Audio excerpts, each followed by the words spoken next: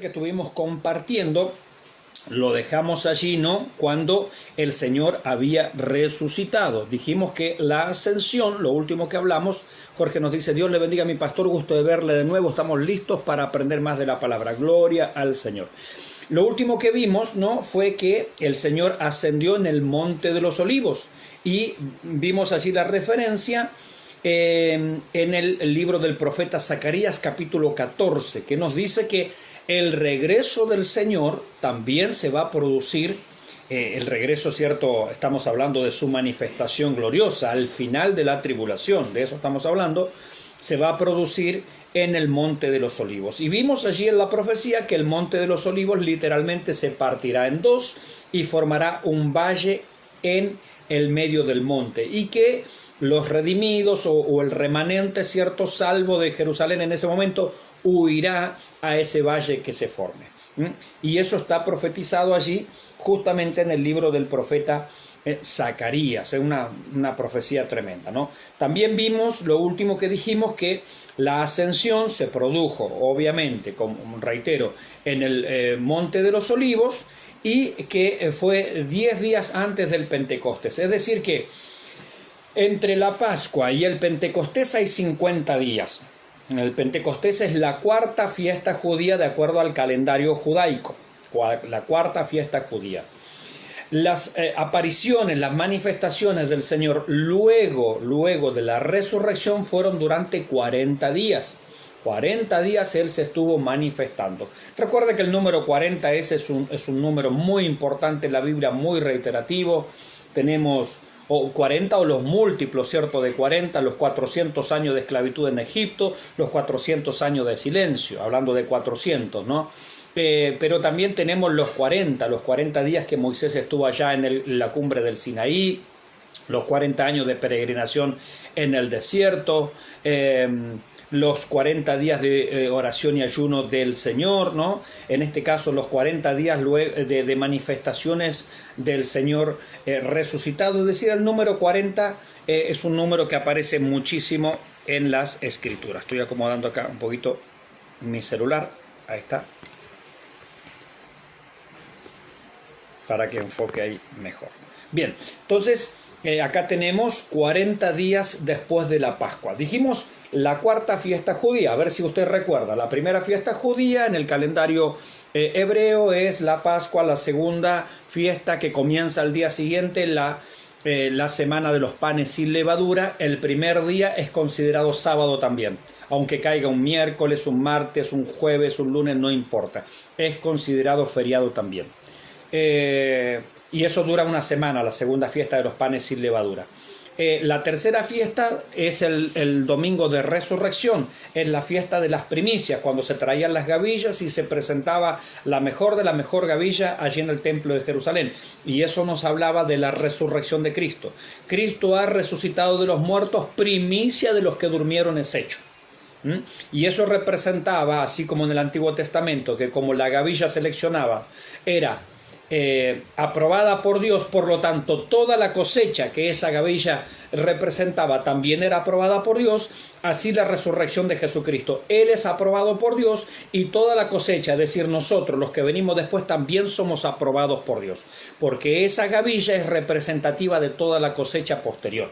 Es una muestra, es un muestreo, ¿sí? Bien, entonces nosotros, como dice Pablo, somos aceptos en el amado. Ya Dios nos ha aceptado. ¿Por qué? Porque ya aceptó la gavilla, que es la primicia. Y esto ocurría justamente lo que nosotros conocemos como el domingo de resurrección. Esa es la tercera fiesta judaica. 50 días después de la Pascua, mientras Él se fue manifestando durante 40 días, 50 días después, es decir, 10 días después de la ascensión, vino la fiesta de Pentecostés. En la fiesta de Pentecostés era la fiesta de la cosecha del trigo, y en este caso era la única fiesta en la cual se permitía la levadura, en las otras no. ¿Por qué? Porque nosotros, los salvados, los redimidos, el Pentecostés justamente nos viene hablando de la iglesia, nos viene hablando de dos pueblos, y justamente en la fiesta del Pentecostés, que era una fiesta del trigo, se presentaban dos panes con levadura, panes de trigo pero leudado, y sabemos que la levadura representa la pecaminosidad. Es decir, dos panes, ¿por qué?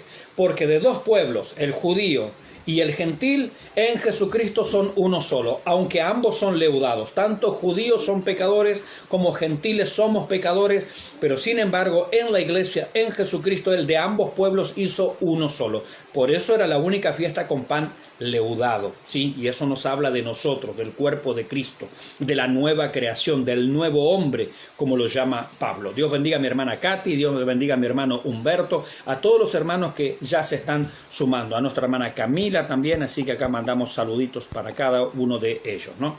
El Señor les bendiga. Bien, y entonces, días después que Él dice, quedaos aquí en Jerusalén, porque no dentro de muchos días, entre paréntesis, nosotros ahora sabemos que fueron 10 días después, descendió el Espíritu Santo e inauguró una nueva dispensación, que es la dispensación en la cual nosotros estamos ahora viviendo, la dispensación de la iglesia. La iglesia no existía en el Antiguo Testamento, la iglesia no existía en el periodo en que Cristo desarrolló su ministerio, la iglesia nació en el Pentecostés. Ahí nació la iglesia. Por lo tanto, no podemos hablar de la iglesia del Antiguo Testamento como hacen algunos, o la iglesia veterotestamentaria como hacen otros, un nombre más sofisticado, pero significa básicamente lo mismo, porque la iglesia nació en el día del Pentecostés. Entonces la iglesia los componen todos los que fueron salvados en Cristo, todos los que han recibido a Cristo, sean judíos o gentiles.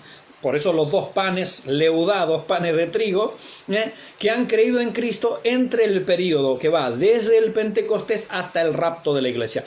Todos los que reciben al Señor en este periodo vienen a ser parte de la iglesia. Por eso en el rapto, ¿quiénes se van a ir con el Señor? Los que murieron en Cristo. Y eso no incluye a los santos del Antiguo Testamento. No incluye a David, no incluye a Salomón, no incluye a Moisés, no incluye a Abraham, no los incluye. Porque ellos no murieron en Cristo. En Cristo entendemos en este periodo o dispensación. Dispensación es una palabra que está en la Biblia y significa literalmente administración, economía. Significa mayordomía. Bien, Marta nos dice, bendiciones, Pastor Mauricio. Amén. Dios le bendiga. Ponga su pregunta ahí, por favor, mis amados y queridos hermanos, porque yo por ahí voy diciendo cosas muy importantes que algunos se podrá quedar pensando, y el pastor, ¿qué le picó? Está hablando en lenguas, no lo entiendo. Bueno, cuando usted no entienda algo, ponga allí, por favor, la preguntita, porque es importante que yo no haga un monólogo, aunque este medio nos plantea casi un monólogo obligatorio, sino que la posibilidad usted la tiene allí en el chat de preguntar. Aunque estas cosas que yo estoy hablando ahora en este momento que acabo de decir, también las vamos a ver en la materia que sigue, que es escatología, la doctrina de las últimas cosas. Cuando hablemos de los últimos tiempos, vamos a hablar de la venida del Señor, del rapto de la iglesia, objeciones a la doctrina del rapto, cómo será el rapto, bueno, la relación con las fiestas judaicas también, porque el rapto de la iglesia tiene que ver con la quinta fiesta judaica, que es la fiesta de las trompetas.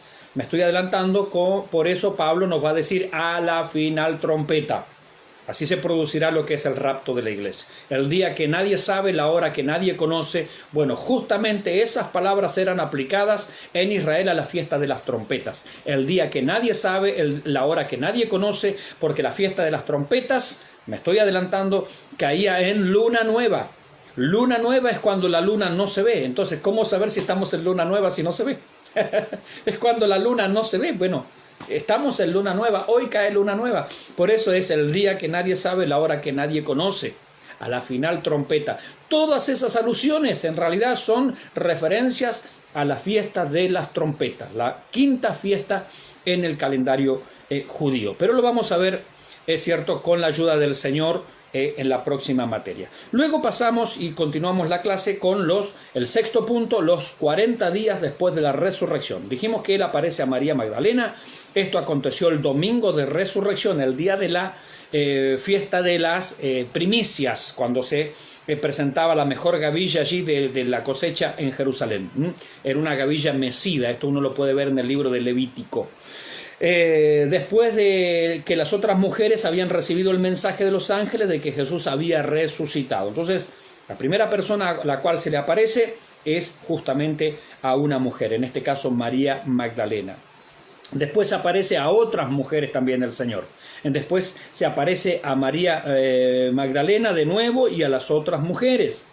Después se les aparece a 2 discípulos en el camino de Emaús.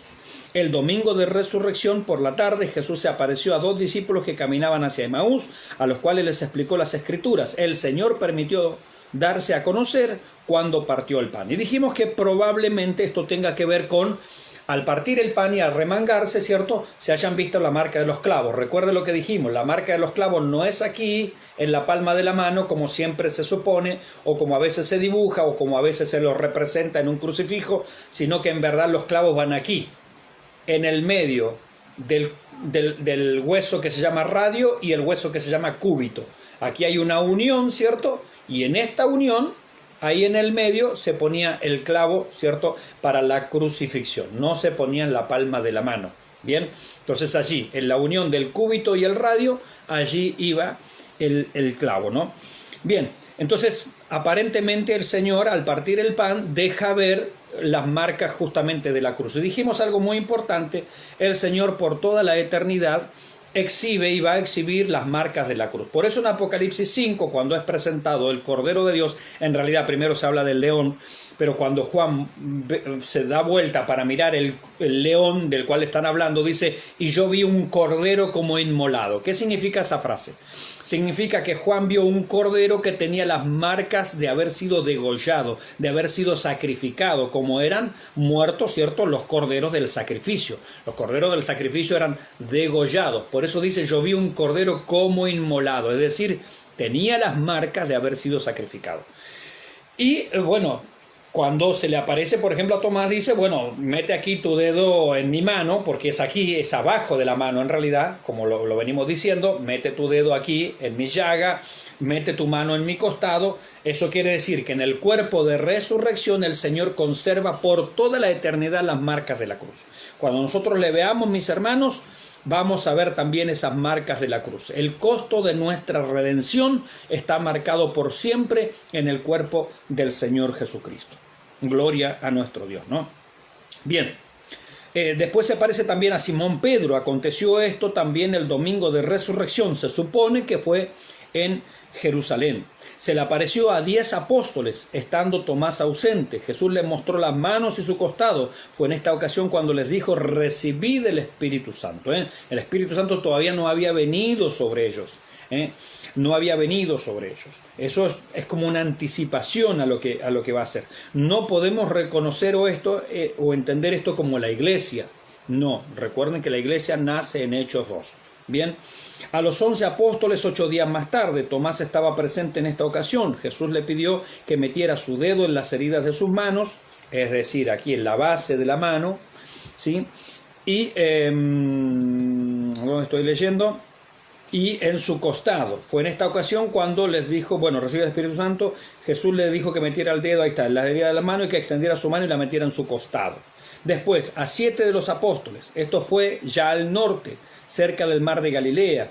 En esta ocasión Pedro recibió una nueva comisión: apacienta mis corderos, apacienta mis ovejas. Y dijimos, y si no lo dijimos lo reiteramos, o lo decimos por primera vez, 3 veces Pedro estuvo negando al Señor. El Señor 3 veces le pregunta si en verdad Él le ama, ¿sí?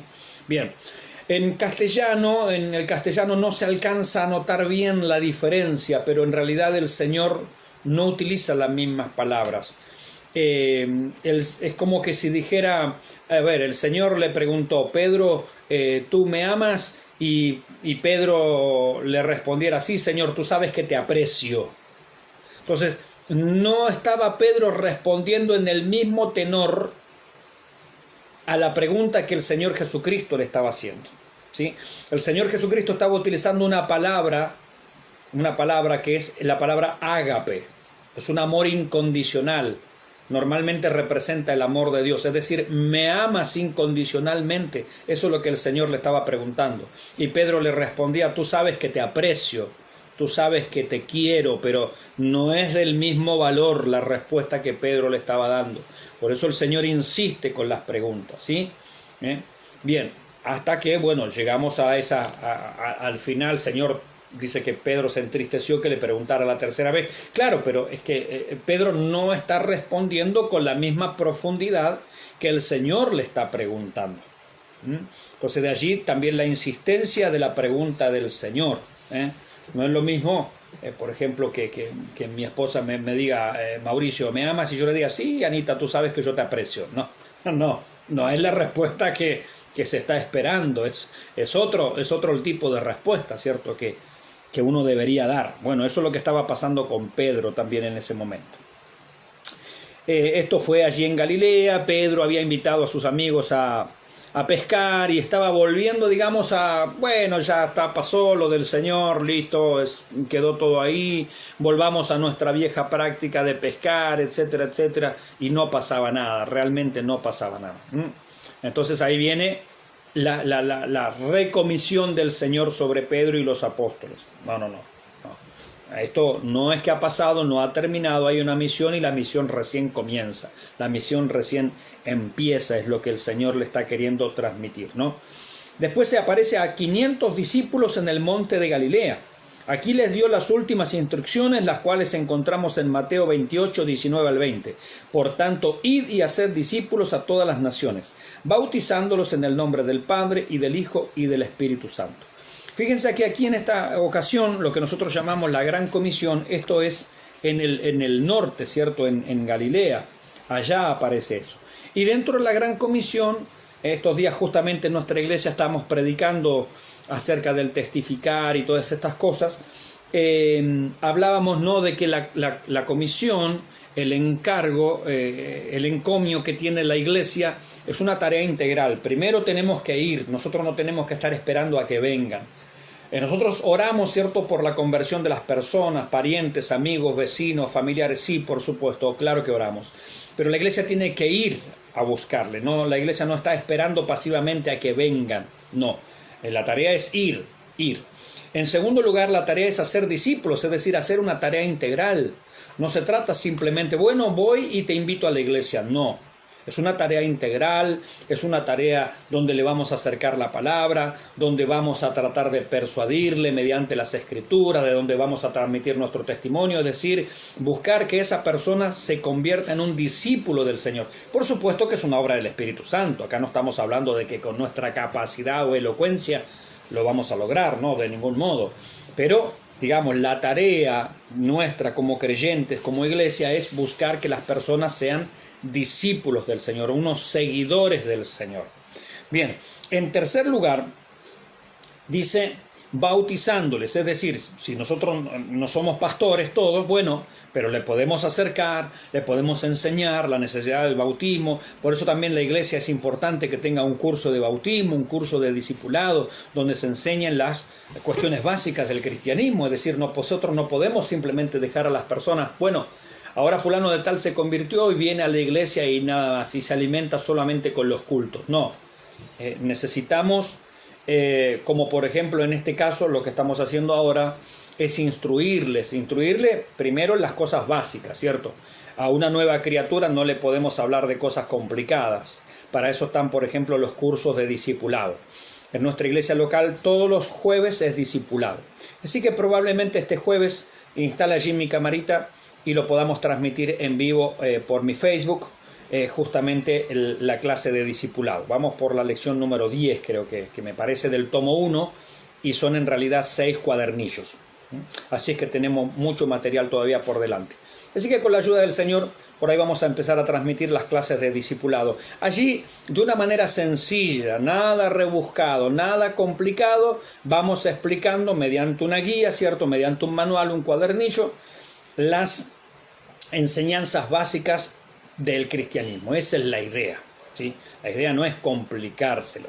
La idea es darle el ABC al cristiano, darle, ¿cierto?, la leche espiritual. Ahora, damos leche cuando la persona es nueva. Ahora la Biblia también nos va a decir, ¿no? Pero el alimento sólido es para los que han alcanzado madurez, para los que por el uso tienen los sentidos ejercitados en el discernimiento del bien y del mal. ¿Sabía usted que este curso no es para cualquiera? No, no es para cualquiera. Este curso es solamente para cristianos maduros. La lechita espiritual es para los hermanos que nunca pasan por un estudio bíblico, van a la iglesia pero no profundizan en la palabra, son también hermanos que se los puede convencer fácilmente y son un poquito así inestables, ¿cierto? Bueno, Pablo dice que los que participan de la leche son inexpertos, ¿no? Son inexpertos, todavía están en una etapa infantil. No lo digo yo, no es una palabra que a mí se me ocurre, esto es lo que enseña la Biblia. Entonces, el curso de discipulado es el ABC, es enseñar a sumar con el ábaco. A ver, 1 más 1, 2. 2 más 2, 4. Y 4 más 4, no, ya eso es muy pesado todavía. Entonces vamos ahí. La L con la A, la L con la E, le. Bueno, entonces vamos enseñando las cosas fundamentales de la vida cristiana. Eso es un curso de discipulado. Ahora, cuando uno ya va conociendo las escrituras, ¿cierto? Tiene que ir a otra cosa. Uno tiene que ir a la doctrina. Lamentablemente, yo le diría, un gran número de iglesias no tienen doctrina, no hay enseñanza doctrinal. Gloria a Dios que están estos espacios y otros más, ¿cierto?, donde podemos enseñar doctrina, donde podemos tocar un tema. Por ejemplo, ya en este curso hemos tocado la doctrina de los ángeles, todo un panorama de la angelología. Hemos tocado la doctrina de la Biblia, la bibliología, un panorama acerca de las escrituras, revelación, inspiración, iluminación, ¿sí?, la formación del canon, la autoridad de la escritura, etc. Vimos también cristología, la doctrina de Cristo. Cristo es una persona con dos naturalezas, 100% humana, 100% divina. El creyente, usted, yo, debemos ser personas que manejan esta doctrina, que usted la tiene que tener ya claro. Se sube al púlpito y sabe de lo que está hablando, sabe de lo que está diciendo, sabe que no puede decir determinadas cosas porque son una herejía. Algunos dicen que, bueno, Jesucristo es el Dios manifestado en carne a partir del momento del bautismo. No, eso es una herejía. Él fue concebido por el Espíritu Santo. Bueno, entonces el creyente maduro conoce de doctrina. Insisto, lamentablemente hoy una gran cantidad de iglesias carecen de doctrina. Incluso hermanos que llevan años no son capaces de definir una doctrina.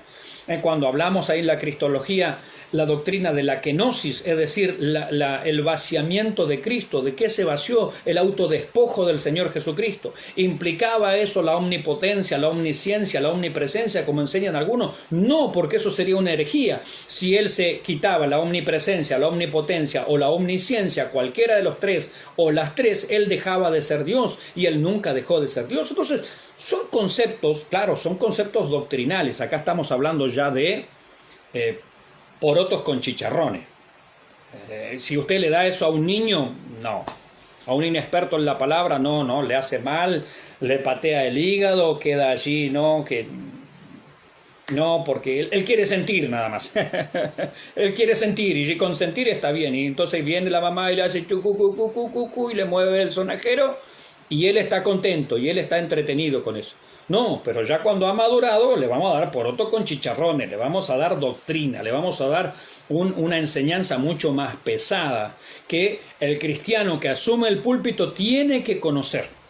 Los nuevos encargados de obras tienen que conocer, es obligatorio, no porque a mí se me ocurra, no porque a mí se me antoje, sino porque la Biblia dice, tiene que ser apto para enseñar, retenedor de la palabra fiel, tal cual le ha sido encomendada, y que con doctrina pueda también corregir a los que se oponen. Gloria a Dios. De eso se trata, mis hermanos, la predicación, de eso se trata el púlpito, de eso se trata los obreros, los diáconos, de eso se trata los oficiales, de eso se trata los líderes de jóvenes, de eso se trata los maestros de escuela dominical, los que asumen el púlpito, los encargados de obra, los misioneros, los evangelistas. Sea el ministerio que usted tenga, usted tiene que conocer las doctrinas. No puede ser un niñito todavía que anda allí, que necesita el sonajero. No, para eso no. Entonces, estamos hablando, ¿no? Después hablamos, ¿qué más hablamos? Bueno, estamos hablando ahora de la vida de Cristo, en cuarto lugar, conociendo el panorama, y la doctrina que viene también es una doctrina bien pesada, contundente, que es la escatología, la doctrina de las últimas cosas, saber cuál es nuestra posición, una posición dispensacional, premilenial, pretribulacional, y estoy hablando en términos teológicos, y usted, el predicador, el hermano, que asuma el púlpito, debe saber de lo que estamos hablando, debe saber cuál es nuestra postura teológica en relación a los tiempos finales, a las profecías acerca del futuro. Tenemos que saberlo. Tiene que saberlo, uno tiene que dominarlo, uno tiene que conocer esas cosas, mis hermanos. Amén. No veo todavía ningún amén. Sí, Jorge nos puso amén, Nicolás nos puso amén. ¿Alguien más puede decir amén?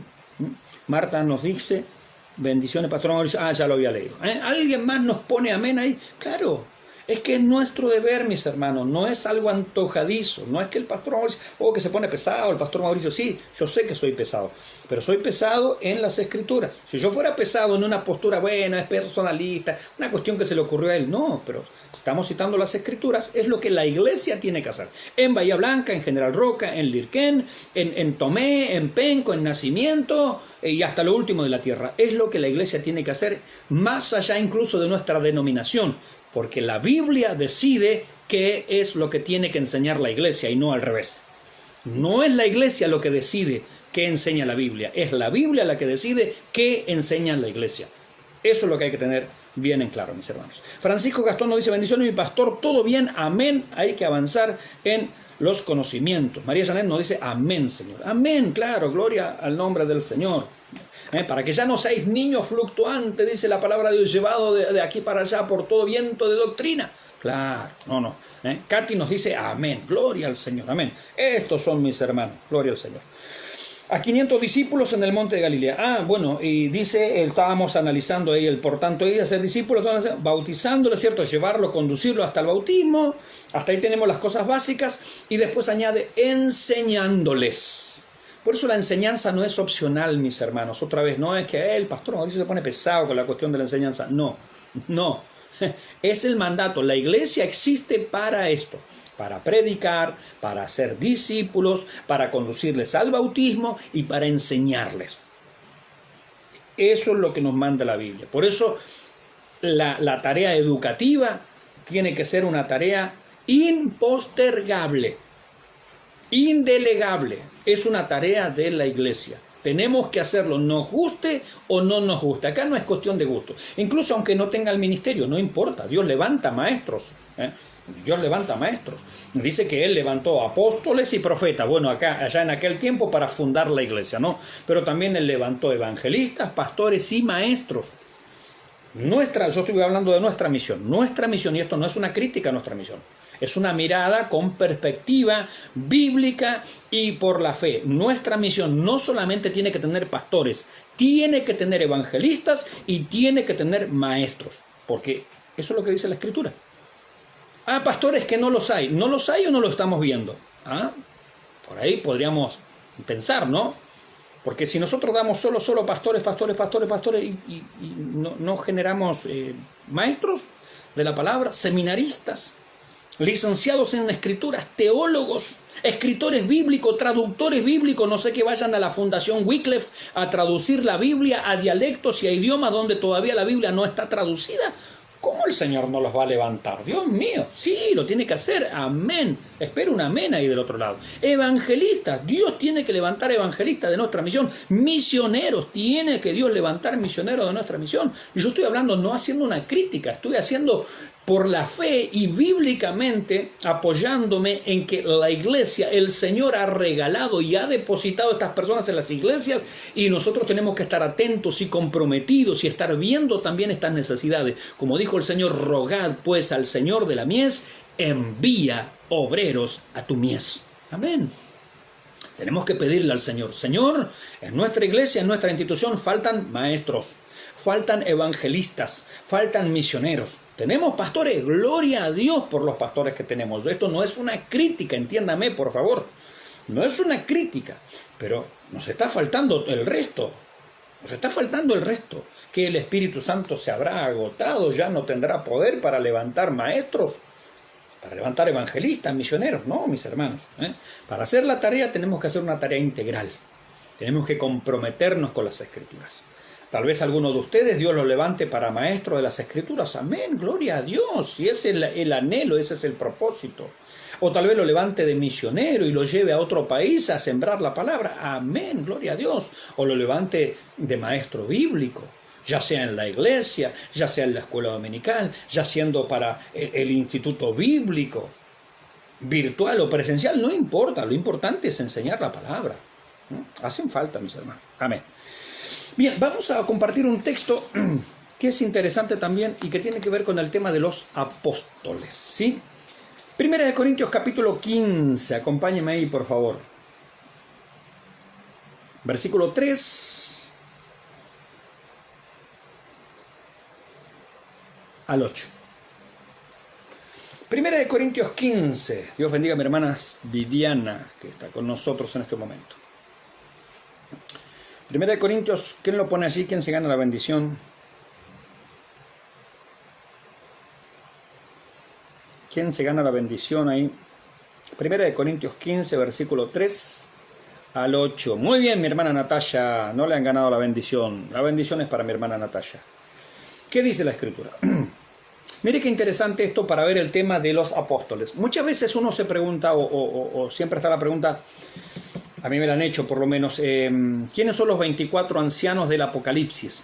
¿Quiénes son los 24 ancianos del Apocalipsis? La pregunta más común son los 12 apóstoles más los 12 patriarcas. Pero los 12 patriarcas no tienen nada que ver con la iglesia. A lo sumo los 12 patriarcas tienen que ver con Israel, no con la iglesia.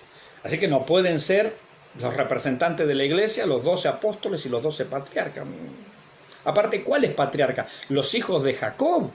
Ellos, salvo José, el resto era un desastre.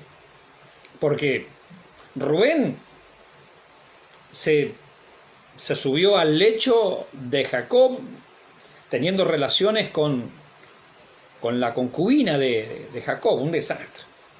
Después, los otros muchachos, Simeón, Leví, fueron hombres bastante sanguinarios. Judá también anduvo haciendo de las suyas, tuvo un hijo con su nuera Tamar. De allí viene, bueno, no me voy a acordar el nombre ahora, no importa. No voy a meter la pata nombrándolo. Bien, y así, es decir, si los 12 patriarcas son los hijos de Jacob, salvo José, el resto eran bastante desastrosos. Entonces, primero, ¿qué tienen que ver ellos con la iglesia? Segundo, la verdad no fueron grandes ejemplos de fe, insisto, salvo José, el resto eran bastante mediocres, ¿no? Bien, ahora mire lo que dice la Escritura en este párrafo, lo dice el apóstol Pablo. Dice, porque primeramente os he enseñado lo que asimismo recibí, que Cristo murió por nuestros pecados conforme a las Escrituras, y que fue sepultado y que resucitó al tercer día conforme a las Escrituras. Es decir, que todo esto ya estaba profetizado y así sucedió. No sucedió de otra manera, no sucedió de manera simbólica, como los hermanos amileniales que no creen en el milenio. Ellos dicen que Apocalipsis es un libro simbólico. No, de ninguna manera. No crea eso. Falso absolutamente. Que fue sepultado y que resucitó al tercer día conforme a las Escrituras. Lo que estaba escrito así sucedió, y lo que está escrito acerca del futuro así va a suceder. Amén. Porque Dios no cambia y porque Él tiene el poder de cumplir su palabra. Amén. Versículo 5, y que apareció a Cefas, es decir, Pedro, y después a los 12. Es decir, acá ya el Señor apareció a los 12 apóstoles. Ya tenemos los 12. Dios bendiga a nuestra hermana Zenobia. Creo que es la primera vez, si no es la primera vez, discúlpeme, pero Dios le bendiga a mi hermana Zenobia. Sí, Zenobia Isabel. Dios le bendiga. Entonces acá ya tenemos que el Señor se apareció a los 12 apóstoles. Atento a este dato. Ya apareció a los 12 apóstoles. Después apareció a más de 500 hermanos a la vez. 500 personas testigos de la resurrección. ¿Serían apóstoles? Y acá no dice hermanos, así es que no eran apóstoles. Vamos a entender que 500 hermanos eran eso, 500 hermanos, no 500 apóstoles. Pero ¿qué sigue diciendo? De los cuales muchos viven aún y otros ya duermen, es decir, murieron, ¿cierto? Fueron a la presencia del Señor. Versículo 7. Después apareció a Jacobo. Jacobo es el hermanastro del Señor Jesucristo, el Santiago de nuestra Biblia. Ese es Jacobo, que al principio no creía en el Señor, pero después de la resurrección el Señor se le aparece a Jacobo, y ahí Jacobo evidentemente se convierte y después pasó a ser uno de los principales líderes de la iglesia en Jerusalén. Y es el escritor de la carta de Santiago. Santo Jacobo, Santiago. Es una unión, una fusión de Santo Jacobo y eso es Santiago. ¿Sí? Bien. Dice, después apareció a Jacobo. Escuche. Después a todos los apóstoles. Pero perdón, Si ya había nombrado a los 12, ¿quiénes son a todos los apóstoles? ¿Qué había más apóstoles? Bueno, aparentemente sí. Dios bendiga a Erika, Dios bendiga a Patti, que se nos está uniendo en este momento. No sé, estaría mirando María la del barrio, qué sé yo, que recién vino ahora mi hermana Patti. Dios le bendiga. María la del barrio. ¿A dónde nos fuimos? Casi a los años 80. Bueno, Patti nos dice buenas noches, Dios le bendiga a mi pastor, saludos a todos mis hermanos. La pregunta es acá, si ya nombró a los 12, ¿por qué dice después apareció a los otros o a todos, después a todos los apóstoles? Es decir, aparentemente, tomando mate mi pastor dice Patti, aparentemente el Señor eligió los 12 apóstoles originales, que lo acompañaron en su ministerio terrenal, es decir, entre el bautismo de Juan y la ascensión, porque eso es lo que dice Hechos capítulo 1. Cuando se elige al reemplazante de Judas Iscariote, se lo eligió a Matías y dice, sea hecho parte de este ministerio uno de los que nos ha acompañado en el ministerio del Señor desde el bautismo, perdón, no el bautismo de Juan, desde el bautismo de Jesús, desde el bautismo, ¿cierto?, hasta la ascensión. Bien, y entonces allí entra Matías, el número 2. Bien, pero Pablo no era de los 12, no, de ninguna manera, Pablo no era de los 12. Es más, Pablo no fue discípulo ni seguidor de él durante el ministerio terrenal del Señor Jesucristo. Es decir, Pablo no entra en ese catálogo, en esa lista. Sin embargo, la Biblia indiscutiblemente dice que él era apóstol. Y yo no voy a discutir eso. Pero la Biblia también dice que Bernabé era apóstol. La Biblia dice que Junias, un tal Junias, allí que lo nombra en Romanos en el capítulo 16, era apóstol. Es decir, que la Biblia llama apóstoles a otras personas que no son del grupo de los 12. Entonces, probablemente cuando acá dice, después a los otros apóstoles, aparentemente el Señor nombró a 12 apóstoles, entre ellos el más sobresaliente Pablo, que eran apóstoles que Él los eligió ya habiendo resucitado. A ver si usted me entiende. Los 12 apóstoles originales, Pedro, Juan, Santiago, no Santiago el de la carta de Santiago, Jacobo, quiero decir, Jacobo, Tomás, Mateo, esos son los apóstoles que lo acompañaron en el ministerio, en su ministerio terrenal. Pero luego de la resurrección, aparentemente él nombró también a otros 12 apóstoles más, 24 en total, los nombró ya como resucitado. El más importante de ese grupo es Pablo. A ver, esto es una opinión mía, sí, es una opinión mía. Pero por eso acá dice, ya apareció a los 12 y después se apareció a todos los apóstoles. ¡Wow! Más apóstoles. Y mire lo que dice al final.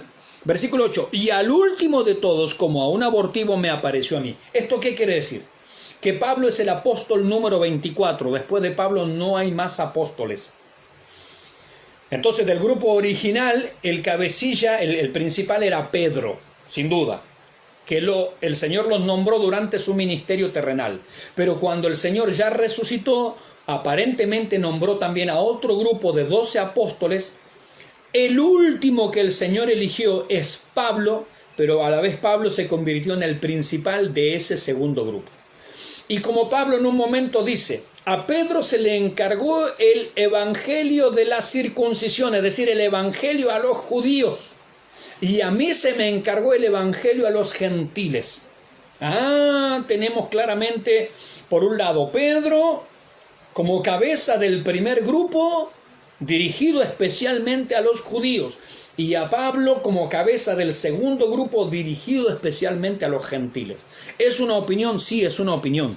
De allí, que me parece a mí, es opinable, por supuesto, es discutible, desde luego, a mí me parece que los 24 ancianos de Apocalipsis son todos apóstoles.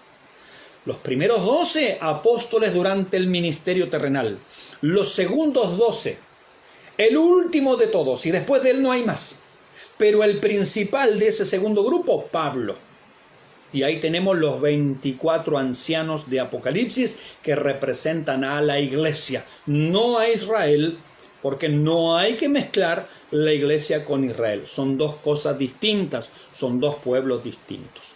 A ver, ¿qué pasa acá con las preguntas o comentarios? A ver. Se ríe nuestra hermana Patti por las cosas que yo digo. No me haga mucho caso, mi hermana Patti. No me haga mucho caso. Natalia nos dice, yo también mientras estudio. Está mirando novela mientras estudia, por Dios. Ay, mi hermana. Patti nos dice, La Rosa de Guadalupe estaba mirando. Ay, por Dios, señora amada. Francisco nos dice, estaban viendo Muñeca Brava. Ay, no, por Dios. Ay, señor. ¿Qué más dicen por acá? Natalia dice, por favor, prestemos atención a la clase. Gracias. Bueno. Y Patti nos dice, no me hagan hablar mis hermanos que estoy con las amígdalas inflamadas. Bueno, pobre mi hermana Patti. Bueno, el Señor le sane sus amígdalas, mi querida hermana Patti. Bien, entonces claro, esta parte es opinable, sí es opinable, pero es una respuesta basada en un par de textos interesantes y no tenemos que recurrir a los patriarcas, que, insisto, si los patriarcas eran los 12 hijos de Jacob, la verdad que eran bastante desastrosos, ¿no? Bien, es una información, es un punto de vista, es una opinión. Usted puede tomarla o dejarla, no hay ningún problema, ¿cierto? Pero es la opinión que yo sostengo acerca del tema de los 24 ancianos del libro de Apocalipsis. Bien, seguimos avanzando entonces, nos hemos quedado detenidos por acá. Después se apareció a Jacobo, el hermano del Señor, que es el Santiago de la epístola. En 1 Corintios 15:7 se menciona que Jesús apareció a Jacobo. Esto probablemente fue en Jerusalén. La ascensión en el Monte de los Olivos. Esto lo leímos en Hechos 1, versículos 4 al 11. Encontramos la última comisión dada a los 11, 40 días después de la resurrección. ¿Sí? Bien, y ahora vamos a pasar a algunas estadísticas, más que nada que las vamos a ir mencionando. Usted las tiene allí en su material, ¿cierto? Si alguno no tiene el material, por favor pídalo, me lo pide a mí, se lo pide a alguno de los hermanos, está en PDF, es gratuito, usted lo imprime, es para usted, disfrútelo, y si un hermano se lo pide, usted compártaselo, es de uso público y gratuito, mis hermanos. A propósito, únase al canal, póngale me gusta, suscríbase al canal de IEPI Producciones, canal 316 IEPI Producciones, ¿sí? Estamos cerca de los 590 suscriptores, son poquitos todavía, poquitos. Pero bueno, gracias al Señor por esos casi 590 suscriptores. Hay como 380 predicaciones, mis hermanos, y hay más predicaciones que se están por subir en estos días, hay material que se está subiendo. Y ahora hemos inaugurado una nueva sección, espero que a usted le guste, y esta sección tiene la particularidad de que permitimos abajo los comentarios, es decir, que usted puede ponernos su opinión, a favor, medianamente a favor o en contra, no importa. Hemos habilitado en esta nueva sección que se llama Reflexiones con el pastor Mauricio Pérez, son videos cortitos nada más, el primero que subimos dura 8 minutos nada más, son reflexiones de un punto en específico y abajo la particularidad es que están habilitados los comentarios. Así que usted puede ir allí y comentar, sí, me parece bien, no me parece bien, no, el peinado del pastor Mauricio no le queda bien, bueno, qué sé yo, no sé. Usted puede comentar allí, no hay ningún problema, ¿sí? Y son videos cortitos. Y de paso compártalos, así el canal va creciendo, compártalo en sus redes sociales, compártalo en Facebook, compártalo, no sé, para amigos, para otros grupos, compártalos, por favor. Son para eso, son para compartir y son de distribución gratuita. Y también, gloria al Señor, ya tenemos nuestro canal de Telegram. Acuérdese que Facebook y YouTube están con la censura al máximo. Tremendamente. Muchos pastores que están siendo censurados y sus canales están siendo bloqueados. Literalmente están siendo censurados y bloqueados, ¿no? Por Facebook, por Twitter. Yo no tengo Twitter ni tengo Instagram, no me interesa. Pero en Facebook, en Twitter, en Instagram y en YouTube. Así es que ya tenemos también nuestro canal en Telegram. Ya tengo la cuenta Telegram. Y usted nos puede buscar. Tenemos un canal en Telegram, un canal público. Usted nos busca como 316 IEPI Producciones.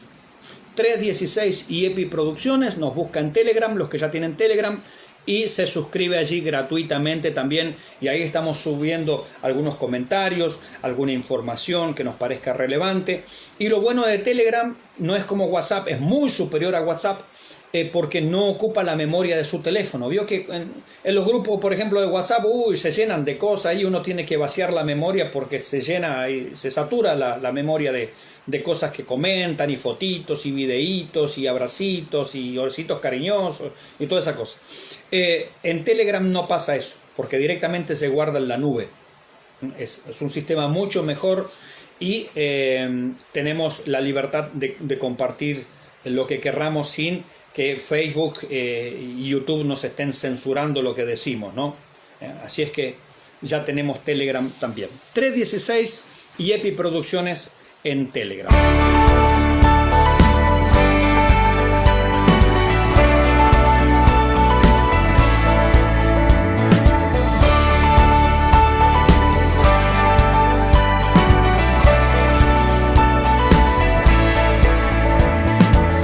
Si nuestro canal ha sido de bendición para tu vida y sentís el anhelo de poder colaborar, te dejaremos estas cuentas para que puedas ayudarnos a seguir creciendo.